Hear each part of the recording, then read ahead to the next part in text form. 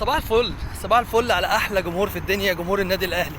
رقم واحد في افريقيا، ورقم واحد في العرب، ورقم واحد في العالم كله. صباحكم جميل ان شاء الله، وصباحكم حلو بلون السوبر الافريقي اللي ان شاء الله هيبقى من نصيب النادي الاهلي.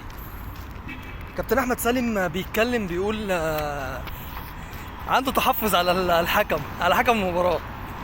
بصوا يا جماعه، هي بس هي عشان تبقوا فاهمين، انا كاهلاوي انا بقول لكم المباراه 50-50 مهما كانت الظروف زمالك سيئه او مش في احسن حاجه، بس مباراه اهلي وزمالك ديت لازم بتكون 50-50 مع احترامي طبعا لاي حاجه، وان الاهلي فايق والدنيا ديت، ولكن انا شايف ان هي 50-50. لكن قصه التحفظ والكلام ده، انت بتضغط على الحكم يا كابتن احمد يا سالم بطريقه جميله قوي، ان انا يعني خليك معايا عشان انا عندي تحفظ عليك، وهما برضو يحاولوا ان يدوا سوبر للزمالك. فمفيش الكلام ده، مفيش الكلام ده يا جماعه. ان شاء الله باذن الله اهلاويه، ويا ريت ردكم في الكومنتات وشير كتير على قد ما تقدروا. كابتن احمد سالم بيحاول يعمل يعني شغلك السيد عبد الحفيظ، بس مش هيعرف يعمله.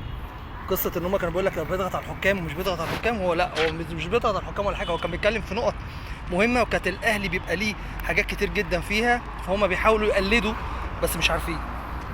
سلام، نهاركم ابيض.